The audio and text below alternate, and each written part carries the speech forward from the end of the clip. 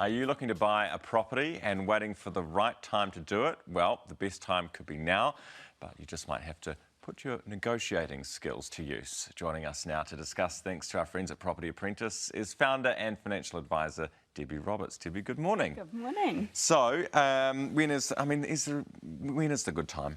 The best time to buy a property is when you can get finance and making sure that you can buy a property that's right for you.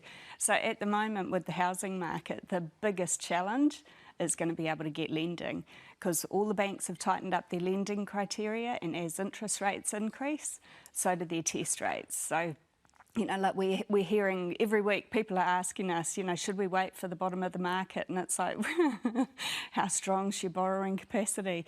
And do you have a crystal ball that's going to tell you when you get to the bottom of the market? Because, you know, it's a guessing game. And yeah. I've never met anyone that times it perfectly. No, you're quite right. We're seeing obviously a lot of pressure on sellers at the moment to try and come down and meet price expectations. Are there things that buyers can do, or things they're doing wrong at the moment that they could be doing better in this market? I think, like if I was a first home buyer and I could get lending, get a pre-approval first and then go hard, you know, negotiate hard.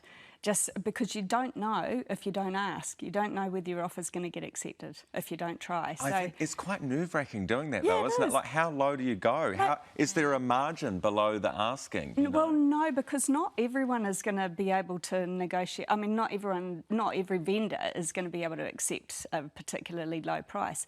Not every house seller is really motivated to sell. You know, some will be because they might be relocating, or they might be trying to sell their house so that they can buy the next one. You know, there's a number of different reasons that people try and sell their house.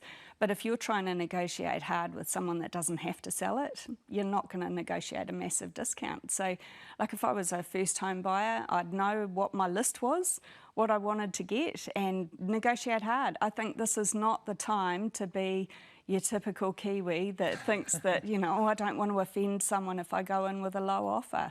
You know, and if you're selling a house, don't be so precious. Then it's not a personal attack, it's an offer that starts a negotiation. Yeah, so if you're selling a house, do you think you just have to actually be a bit more realistic and not think, well, I'll hold out for something better, because it might not happen? Yeah, exactly. And this is the thing. It's like, you know, every day we're seeing headlines talking about median prices dropping and average values dropping, and it does my head in, because medians and averages really don't mean anything when it comes to the housing market. If we look at the house price index from Real Estate Institute in New Zealand, the declines in values are a lot lower. We're still higher than we were this time last year. And I can tell you now, there'll be people who will be saying, I wish we'd been able to find a house before December last year when prices were at their peak. That's a really good point. Because they could get lending then, and they can't get lending now. And if you're not planning on selling in the next little while, it doesn't matter if house prices drop.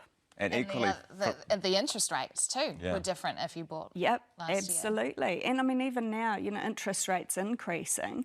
If you get a property under contract now, then, you know, you're locking in a lower interest rate than what it could be in 6 months from now. Yeah, really good points, Debbie. You're Thank you for coming in, as always. Great to see you. That is thanks to our partners, Property Apprentice founder and financial advisor, Debbie Roberts, this morning.